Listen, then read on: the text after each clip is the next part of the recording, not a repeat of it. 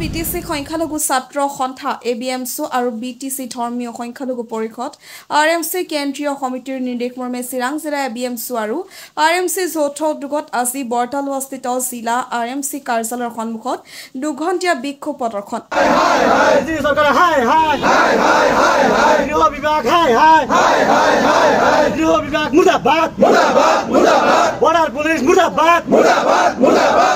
অসমত বিদেশীৰ সন্দেহত প্ৰকৃত ভাৰতীয় নাগৰিকৰ ওপৰত প্ৰশাসনে চলাই থকা হাৰাশাস্তি অতি শীঘ্ৰে বন্ধ কৰাৰ দাবীত এই প্ৰতিবাদ সাব্যস্ত কৰা হয়।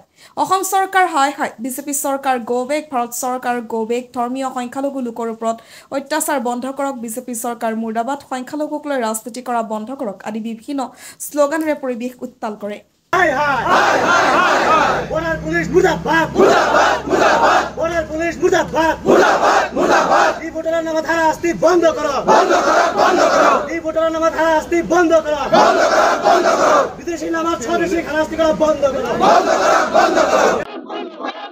যোৱা কেইদিনৰ পৰা আমি দেখিবলৈ পাই আছো যে বিদেশী নামত মানুহখিনি টাৰ্গেট কৰি হাৰাশাস্তি কৰি আছে।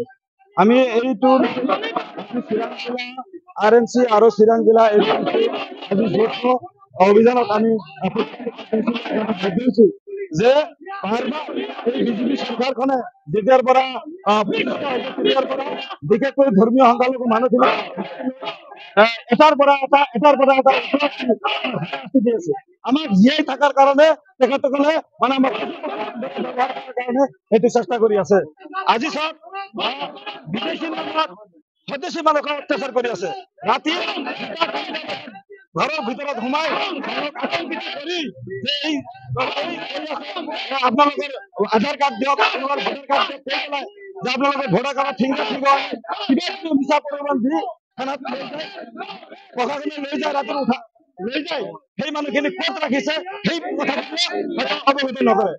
আমি ইতিমধ্যে যোৱা পৰহি আমি এছ পি অফিচতো গৈছো, আমি আমাৰ কাজলগাঁও থানাতো গৈছো, গৈ পেলাই আমি আলোচনা কৰিছো।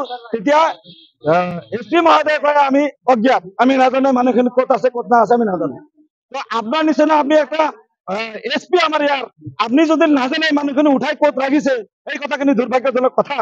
আচলতে আমি ক'ব বিচাৰিছো এইটো আচলতে আমাক ধৰ্মীয় সংখ্যালঘু মানুহখিনিক টাৰ্গেট কৰি বাছি বাছি আমাক নিষেধ কৰাৰ কাৰণে এটা ষড়যন্ত্ৰ কৰিছে। এইটো একদম 100% এবিএমচি কেন্দ্ৰীয় সমিতিৰ নিৰ্দেশ ক্ৰমে আমাৰ এবিএমচি প্ৰতিখন জিলাই জিলাই আজি প্ৰতিবাদী কাৰ্যসূচী আৰম্ভ হৈছে। আপোনালোকে জানে যে অসমত বৰ্তমান সাম্প্ৰতিক পৰিস্থিতিত যে বিজেপি চৰকাৰখনে আৰু যি অৰাজক এক ৰাজনীতি কৰি আছে ধৰ্মীয় সংখ্যালঘু মুছলমান হোৱাৰ বাবেই বাছি বাছি আমাৰ সংখ্যালঘু মানুহক খালি বিদেশী সজাই যি হাৰাশাস্তি কৰি আছে। ইয়াৰ লগত ডক্টৰ হিমন্ত বিশ্ব শৰ্মা ডাঙৰীয়া মুখ্যমন্ত্ৰী ডাঙৰীয়াই যি ভাও ধৰিছে বৰ্তমান এই মুখ্যমন্ত্ৰী ডাঙৰীয়াই অসমৰ পুলিচ বিভাগক এক গুণ্ডাৰ ধৰণে ব্যৱহাৰ কৰি পেলাই ৰাতিৰ আন্ধাৰত ঘৰে ঘৰে পৰা মানুহখিনি উঠাই আনি যি হাৰাশাস্তি মুছলমান ইয়াক আমি তীব্ৰ ভাষাৰে ধিক্কাৰ দিছো আৰু দাবী জনাইছো এই কৰ্মকাণ্ড বন্ধ নকৰে, বিদেশী নাগৰিকসকলক অত্যাচাৰ কৰা বন্ধ নকৰে,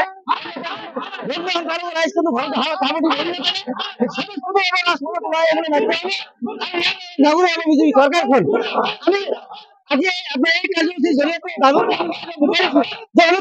বিজেপি চৰকাৰখনে নকৰে মুছলমান ৰাইজক।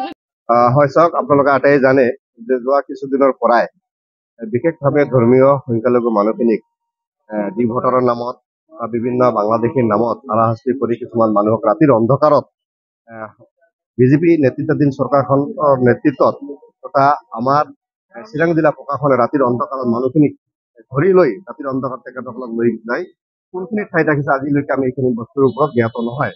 তাৰ নেক্সট দিনাখনে ইতিমধ্যে আমাৰ কিছুমান মানুহে জিলা প্ৰশাসনৰ লগত কথা পতাৰ পিছত তেখেতসকলে আমাক কৈছে যে এই বিষয়ে আমি কিন্তু অৱগত নহয়, কোনে তুলি লৈ আহিছে কোনে অনা নাই এই বিষয়ে অৱগত নহয়। এতিয়া কথাটো হ'ল যে যোৱা কেন্দ্ৰীয় সমিতিৰ আহ্বান মৰ্মে প্ৰতিখন জিলা ভিত্তিত এবিএমচি আজি এই আমি গণতান্ত্ৰিক পদ্ধতিৰ মাজেৰে আমি হয়তো ইতিমধ্যে পাৰ্মিশ্যন এপ্লাই কৰিছো আৰু এই পাৰ্মিশ্যন কিন্তু আমাৰ কাৰণে হল্ড কৰি ৰাখিছে, পাৰ্মিশ্যন আমাক দিয়া হোৱা নাই। আচলতে এবিএমচিৰ আন্দোলন তেখেতসকলে ভয় কৰে নেকি মোৰ প্ৰশ্ন হৈছে। আৰু কেৱল মাত্ৰ ধৰ্মীয় সংখ্যালঘু মানুহখিনিক টাৰ্গেট কৰি বাছি বাছি কাৰণ এই বৰ্ডাৰ ব্ৰাঞ্চৰ কিছুমান কৰ্মকৰ্তাই বা FT কোৰ্টত যিসকল কৰ্মকৰ্তাই বাছি বাছি মানে কেৱল মাত্ৰ নাম আৰু উপাধি চাই পেলাই তেখেতসকলে মানুহখিনি নোটিছ প্ৰেৰণ কৰে আৰু নাম আৰু উপাধি চাই পেলাই নামত খেলি মেলি থাকে, বয়সত মানুহৰ খেলি মেলি থাকে। আপোনালোকে চাব একেবাৰে ৭১ পৰা আৰম্ভ কৰি আজিৰ দিন তাৰিখলৈকে আপোনালোকে প্ৰতিখন ভোটাৰ লিষ্টত যদি আপোনালোকে তাত নহয় বয়সত অলপ হলেও খেলি মেলি থাকে বা নামত স্পেলিঙত অলপ মিষ্টেক থাকে, এই ক্ষেত্ৰত তেখেতসকলে বাছি বাছি মানুহখিনি নোটিছ প্ৰেৰণ কৰা আমি কিন্তু পূৰ্বতেও দেখি আহিছো আৰু বৰ্তমানো দেখি আহিছো।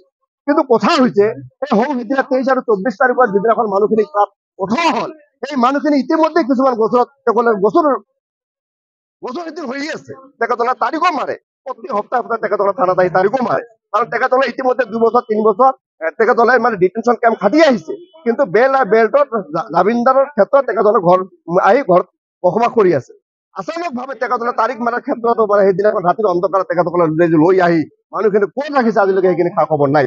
এই ক্ষেত্ৰত আমি জিলা প্ৰশাসনে অতৰভাৱে চেষ্টা কৰিছো, মানুহখিনি ক'ত ৰাখিছে আপোনালোকে পাৰিলে গাৰ্জিয়ানখিনি আহিছে আপোনালোকে অলপ দেখা কৰক বা কিছু খোৱা খাদ্য বস্তু মানে খোৱা খাদ্য বস্তু তেখেতসকলে দিব, কিন্তু সেইখিনি বস্তু দিব পৰা নাই। এইবাৰ যোৱাকালিৰ পৰা আমি যিখিনি চাই আছো ডিটেনশ্যন কেম্পত থোৱাটো দূৰে কথা তেখেতসকলে গাড়ী লৈ পেলাই এই বাংলাদেশৰ সেইফালে মানে পাৰ কৰি মানুহখিনি দি আহি আছে।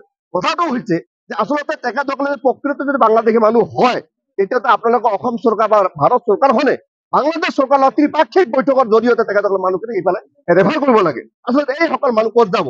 এইখিনি বস্তু অন্ততঃ আজিৰ দিনত মই চাব পাৰিছো কেন্দ্ৰীয় আৰু আমাৰ ৰাজ্য চৰকাৰখনে মতালিভাৱে কেৱল মাত্ৰ ধৰ্মীয় সংখ্যালঘু মানুহ হোৱাৰ কাৰণে তেখেতসকলে উঠি পৰি লাগি